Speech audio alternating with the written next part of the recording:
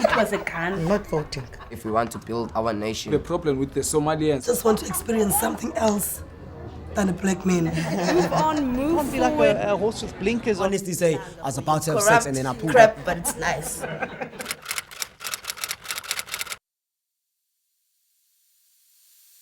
My name is Lishay Carlsa. I'm from Elsie Cape Town, and I work for Street Talk as a researcher and an editor. I'm Lauren. I am from Langa in Cape Town, originally from the Eastern Cape, like Mo. I did my undergrad at Stellenbosch in political science and history. I'm currently doing my honors at UCT, specializing in gender and transformation. And my name is Mohadia. I'm from the Eastern Cape, and I'm currently a second-year master's student at Stellenbosch University. I am Aurora. I am the co-founder of the Cora Project and also a second-year master's student at the United Nations Institute. Hi guys, I'm Cleo. I'm also co-founder of the Cora Project. Raw and I are sisters. I'm also an entrepreneur and founder of a creative agency, content creator, and fashion editor. I'm Danelle. I'm second year at UWC. I'm studying industrial psychology. I think I was starting high school. I think it was in grade 8. I think 14, 15. The time, I think I was around about that age. So my mom didn't really tell me much about it until after I got it. Because to me, I was very confused. I was one of those quiet kids back in school. So when my friends would obviously they got their periods before me. So they would have like conversations about it, and I'll still be like confused. But I don't also want to ask too many questions because I don't want to seem dumb or whatever. So I'll just go with the flow and pretend like I know what they're talking about. It's fine. It's cool.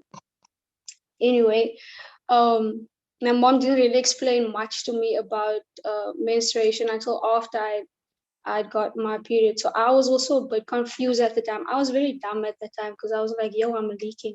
Why am I leaking? It's weird. It was very weird for me. But yeah, anyway, got over that, and she explained to me like what it is and how you have to go about it and all of that. So I didn't really have that prep before the time. It just happened, and then it was like, this is what it is. That was my first experience. Actually, I think about this day almost all the time because, like, for me, it felt like my world was completely rocked on that day, and I've never gotten over it ever since. I remember I was in grade 6. I was very young. I was 11, turning 12.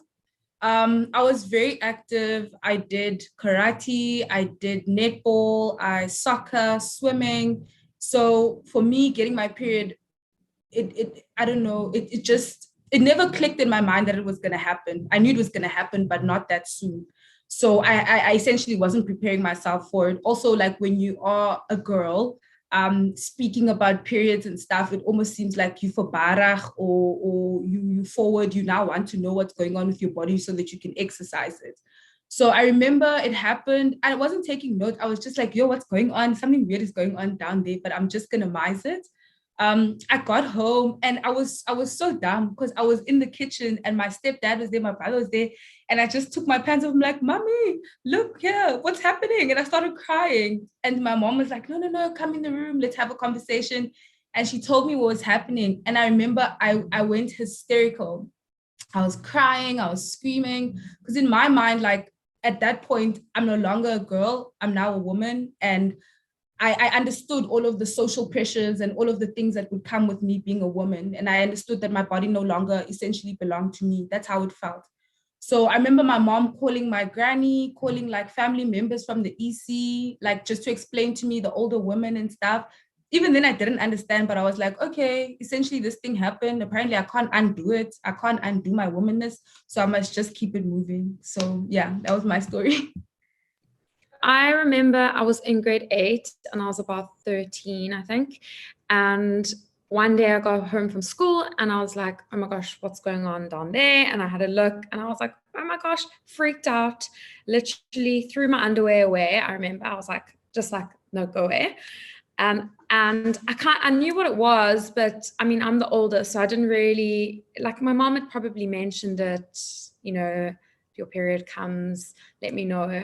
But I got such a fright. I cried and I threw it away. then it just didn't happen again for a few months. So I was like, phew, I'm off the hook. And then all of a sudden, a few months down the line, probably like 3-4 months, bam, again. And that time I actually was like, oh my gosh, maybe there's something wrong with me. And like called my mom, and my mom was like, oh my gosh, you got your period. And I was like crying, and I was pretty hysterical and it was quite traumatic, even though I grew up in a safe space. Like we were quite an open family. And yeah, so it just shows you what a big life change it can be in a woman's life, even in a girl's life, even if you are in an open kind of environment. I was also about 13. I was in grade 7, and I had an idea of what it was going to be, and I always anticipated, wondering when I would get it.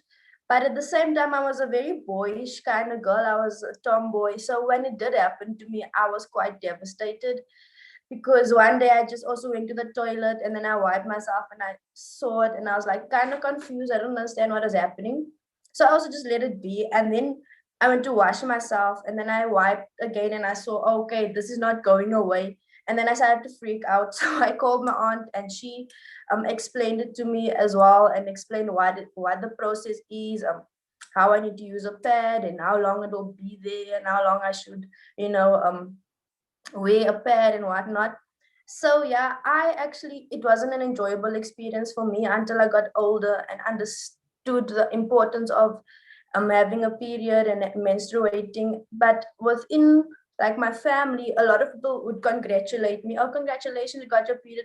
And I didn't understand why I'm being congratulated, because I was like, is this just taking away my, I don't know, everything from me? Because I wasn't as feminine as most girls, because I had like a masculine side. So for me, I was just devastated when it happened to me. So I actually was really excited to get my period because obviously I had an older sister. So I always wanted to be more grown up. So I was in grade 6, actually. I was 12, and I got home, I remember, after hockey. I went to the bathroom, and then I took a pee, and then suddenly I looked down and I saw red, and I was so excited. I was like so happy. But I didn't know what to do, obviously. So I called my mom, and she like had to show me how to use a tampon and a pad, and yeah. Did mom show? Yeah, but we didn't get like any prep beforehand. So it was kind of just like when we got it. Yeah. I was at high school, and I was at a boarding school. So I got my period, and I was like, I phoned my mom, and I was like, okay, I just got it, and I don't know what to do. So she was like talking me through the whole thing while it was happening. So I think I wasn't really scared, because I mean everyone around me already got it. So, and like at school, I had I knew the basics, so I feel like that was enough to get me through the whole thing. Yeah. Did you guys have any like embarrassing moments, like with having like menstruation? Have you had any embarrassing moments? I think mine was, like I explained to you guys, in grade 8. But fortunately for me, mine happened like, it was like after school hours. So I was obviously leaking, and because we had skirts, I think it was winter, so we wore stockings with our skirts, obviously. And it was blue, the uniform was blue, so you can obviously, like red, it stands out. And my blazer wasn't that long enough, so yeah. But fortunately it was after school, like I said. That was very embarrassing for me, because I didn't know if anyone saw, but they just didn't say anything, or I felt like people were talking behind my back but they didn't want to say anything. So I was really embarrassed about that, but I wasn't dumb about it. Also, I put my school bag, like I put it like just below my butt, just so no one can see, and I walked myself to the car, got in the car, and I was like, thank God it happened after school. So that was my embarrassing moment. I had quite a few embarrassing moments, actually. But one that actually stood out for me was, I remember I woke up in the morning. I was visiting at my aunt's house, and I woke up the morning and I saw, oh, I missed on the bed. And then I just tried to like wipe it quickly. And then my aunt came, and she saw, and she was like, no, it's fine. But for me, thinking back at that time, I found it so embarrassing when it's something that I couldn't help. I couldn't stop it from happening. So thinking back, it's actually, I feel it's important for us to be taught beforehand, or to be prepped, or at least for it to be normalized, that it's not something embarrassing, that it's just something that happens. It's part of your body as a woman, your secondary sexual characteristics. So yeah, that was my embarrassing moment. Someone that I had dated in the past, I went to go and visit them for a weekend, and I didn't say I was on my period because I'm like, okay, this is my man's, like, he's gonna be okay with me just coming and visiting to see him without having an expectation. I didn't know that men are very fickle creatures and their masculinities become very violent from time to time.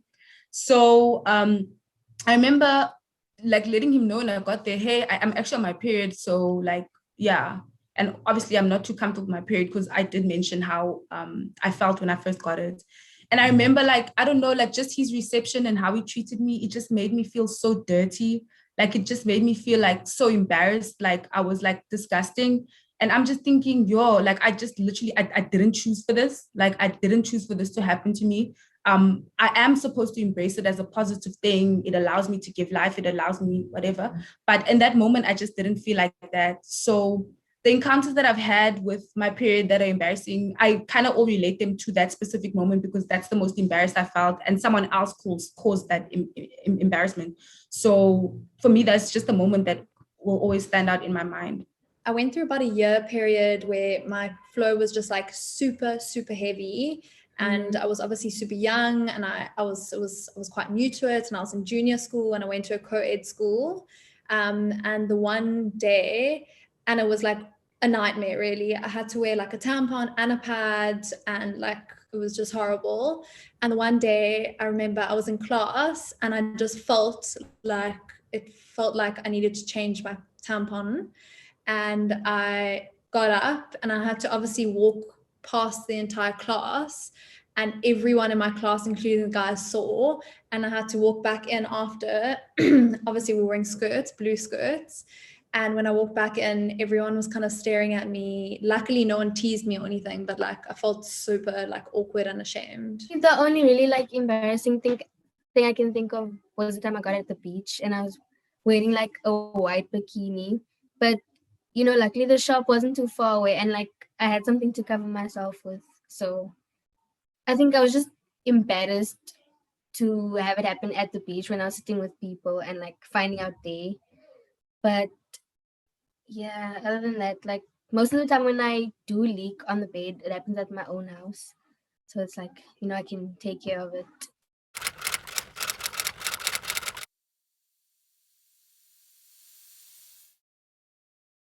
My dream is to normalize having conversations around menstrual health. My dream is for women to be liberated in every single way possible. My dream is to see the South African government take women's rights more seriously. My dream is for all menstruators to have the products and education they need to menstruate with dignity. My dream is also for women to be prioritized systematically, women to be prioritized politically, economically, and socially. And also my personal dream is to create generational wealth so that my kids don't have to go through some of the things I've been through. My dream is for women to stop being, you know, killed and hurt, and instead protecting women and, you know, looking out for us, basically. Yazi, you should ever sit and talk with people, or else take a walk and create a straight talk. Talk what is nice, it will make you feel stronger. Listen what is right and say what is wrong. You should ever sit and talk with people, or else take a walk and create a straight talk. Talk what is nice, it will make you feel stronger. Listen what is right and say what is wrong.